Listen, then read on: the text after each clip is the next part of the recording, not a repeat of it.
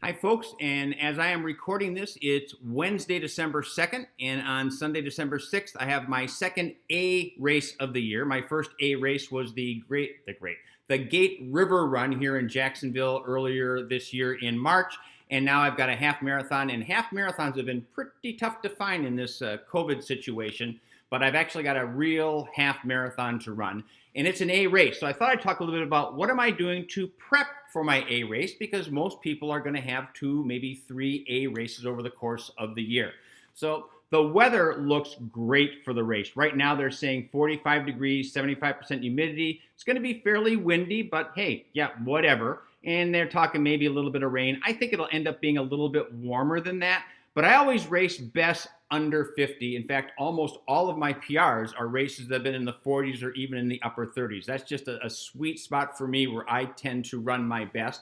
The course, that's not really a great course. There's a ton of turns on the course. I think there are probably two, maybe three hairpin turns.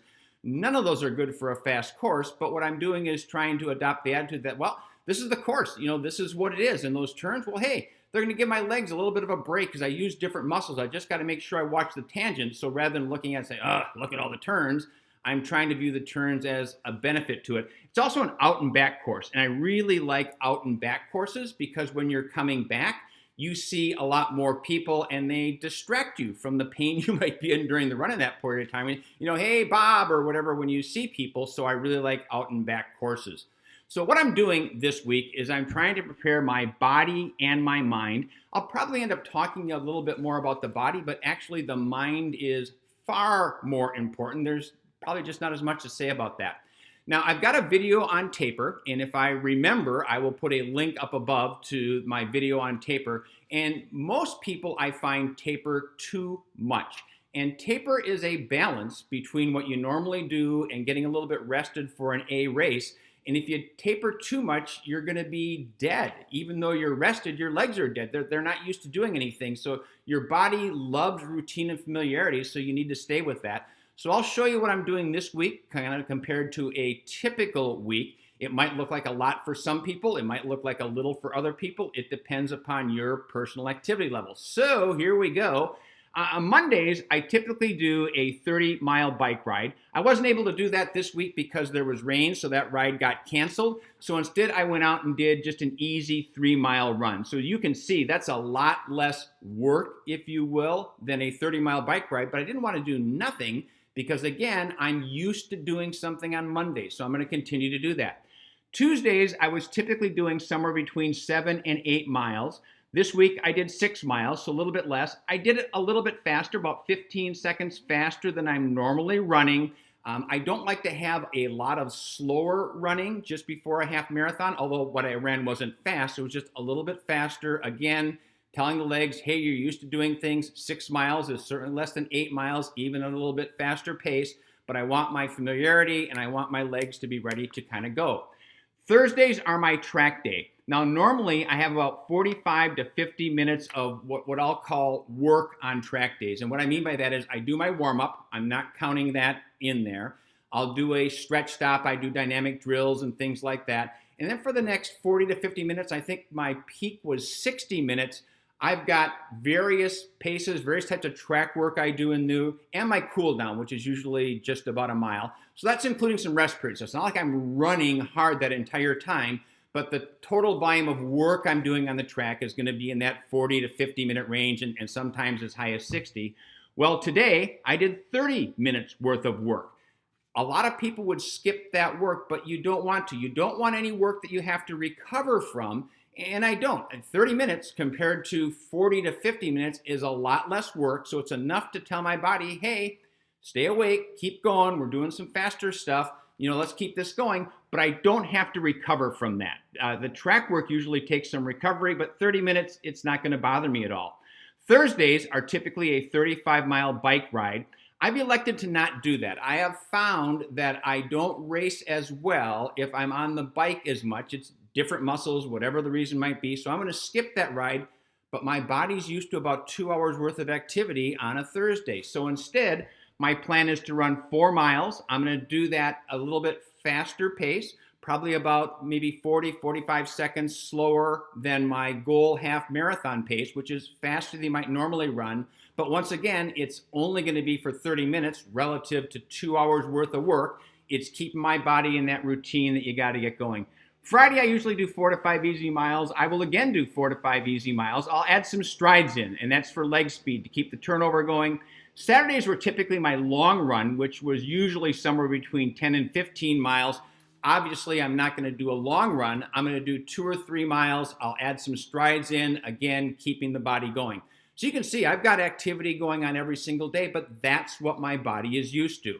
Now, if this was a marathon, I would have a rest day in there, probably Friday, and do nothing. But that's because the marathon has a whole different requirement than a half marathon. I maintain a much higher level of activity going into a half marathon. I'm very focused on nutrition and hydration. Now, nutrition and hydration are things that you pay attention to all the time. You can't just pay attention to them on race week. I'm just being a little bit more focused on them. I don't carbo load for a half marathon, but I'm going to make extra sure that I'm getting plenty of good carbohydrates because carbohydrates are fuel and I need fuel for the race. So I'm just watching the diet a little more carefully than normal and watching hydration. And as I said, you can't just hydrate the week before the race. Hydration is all the time, but paying attention to it. And a little tip here, a lot of people I find hydrate too much the week of the race. They carry these big jugs of water around there, downing everything. You can be too hydrated, and if you get too much, it ends up diluting the sodium or the electrolytes that you have in your system. So the key is always to be hydrating properly and make sure you're hydrating enough, but don't go overboard. I had a massage on Tuesday to get everything loosened up. It was a good thing I went. He found out that my right hip was all locked up. He worked on that for a while and got it all worked out for me. He also identified my quads and my Achilles, specifically on my right, as kind of little problem children for me right now. So he gave me some stretches to do this week to make sure that my quads and my Achilles are going to be ready to go. And then finally, sleep. Now, sleep is another one of those things that's always important. In fact, a whole lot of people could be doing a whole lot better with their training if they simply got more sleep, which is easier said than done. But there's a reason that the elites take naps almost every day, as sleep really aids in recovery and getting things going. I don't plan on sleeping well race night. I never sleep well on race night, and that's fine. I can go without that sleep then. But during the rest of the week, I want to make sure I'm getting some good sleep. So now we get to the mind, which I said is really the bigger point, because what's going to determine how well I do in my race is nothing to do with what my body is doing. It's got everything to do with what's going on in my head and getting with that, because running, as we've said before, it's 80% mental, it's 20% in your head. And if I don't have the race I want, it's almost certainly going to be because I let myself down in my mind rather than letting my mind run. So mind tips. So all the body prep I'm doing, working on the different runs, the massage, the stretching, the nutrition, the hydration, all those things are certainly good for you, but they're also really good for my mind because I want to hit the start line feeling like I've done everything I can to be ready. If I've not done well with one of those things, then it's going to play with my head and say, well, you could have a good race, except, you've really been eating crappy this week or whatever that thing might be. So that the body prep really helps the mind prep. I am rereading Dina's book, Let Your Mind Run. If you haven't read this book, it is an excellent book about Dina's personal journey of learning to run without fear and learning to run with joy. And those are big things to do. As you can see, I'm about a quarter through right now, but I've still got several days to read that. And I was taking some of the things that she was doing for my track work this morning and trying to practice those. She talks about how sometimes she envisions herself as the gazelle running through the woods, or a race car on the track zooming around the curves. And so during my track, I tried to envision those things, and rather than saying, oh, this is hard, it's like, yeah, I'm a race car, I'm zooming around the track. So I really want to make sure that I get my mind in the right place. I'm also listening to some podcasts anytime I'm in the car, specifically podcasts on the mental part of racing and what you have to do to prepare for that, because I know it's going to get tough, and I want to lean into that toughness, not back off from that toughness. And then finally, I want to make sure that I don't squeeze the soap, which is also part of the mind. So don't squeeze the soap is an analogy I use, that You've got to be ready to go for the race, and you've got to be prepared to race hard. But it's like holding onto a bar of soap. You have to have a grip on it. But if you squeeze that soap too hard, it's going to slip out of your fingers and you'll lose it. And I just had that happen. I did a turkey trot on Thanksgiving, and I didn't do as well as I expected. I never felt smooth. I never felt like I was in control. And I think I went out just pushing myself in a negative way, and I just ran stiff and really wasn't prepared. So I'm preparing my body. I'm preparing my mind. I'm going to make sure I don't squeeze the soap, and hopefully I'll have a great race.